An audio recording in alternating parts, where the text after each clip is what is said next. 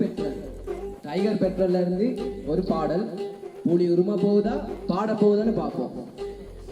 தம்பி டைகர் பெட்ரோல்ல இருந்து பாட்டு படிக்கிறாங்க, முன்னுக்கு வாங்க பார்ப்போம்.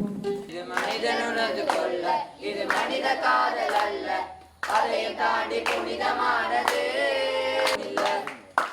கொட்டட்டும் கொட்டட்டும் மும்மாறி கொட்டட்டும், காரணம் யாருக்குள்ள.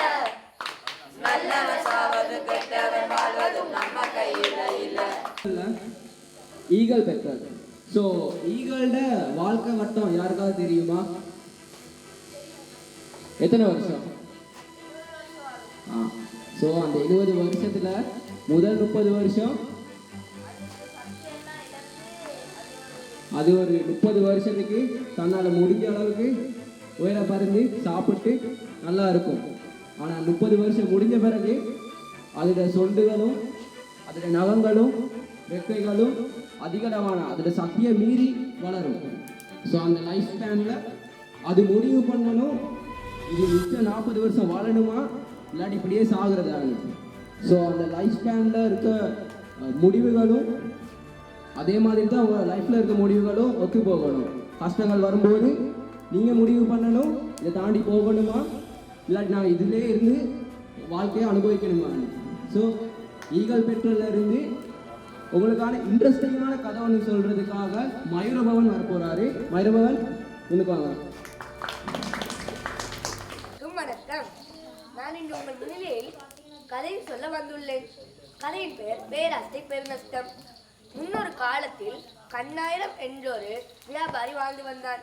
அவன் தன்னுடைய வியாபாரத்தை மிகவும் திருட்டுத்தனமாக நடத்தி வந்தான். அவன் பல நாட்கள் வியாபாரம் செய்யாமல் இருந்தால் அந்த வியாபாரத்தை எப்போதாவது கிடைக்கும் ஒரு விற்பனையாளரிடம் அதை வாங்கி விடுவான். இப்படி ஏமாற்றி பிழைப்பது அவனுக்கு மிகவும் சலித்து விட்டதால் அவன் ஒரு உத்தியை கையாண்டான். அதுபடி அவன் ஒரு கிளியை வாங்கி அதற்கென்ன சந்தேகம் என்று படிப்பித்தான். இப்படியே அதுவும் அந்த கிளியும் அழகாக அதை கூற ஆரம்பித்தது.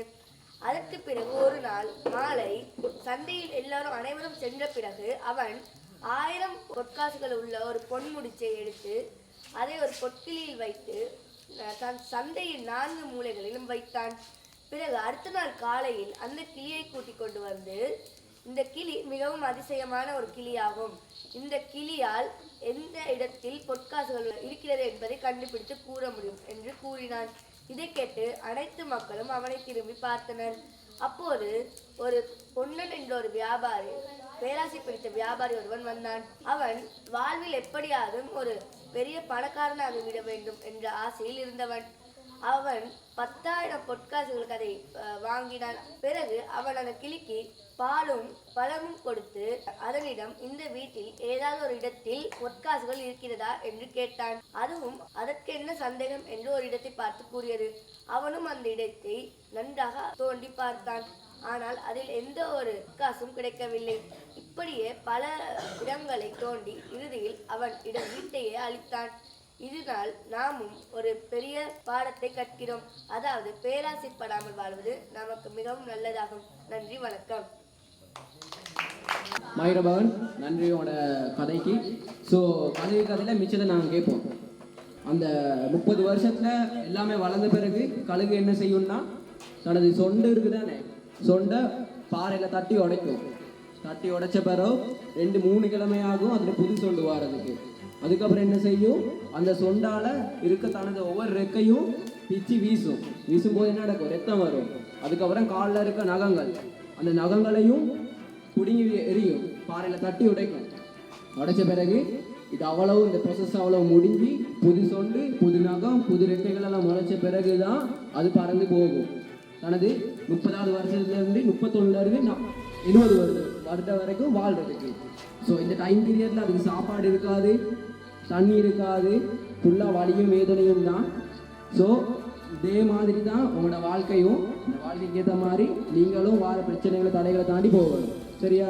ஸோ உங்களுக்கு எல்லாருக்கும் தெரியுமா இந்த இவெண்ட்டுக்கு யார் ஸ்பான்சர்னு தெரியுமா? World brand company. தெரியாதா?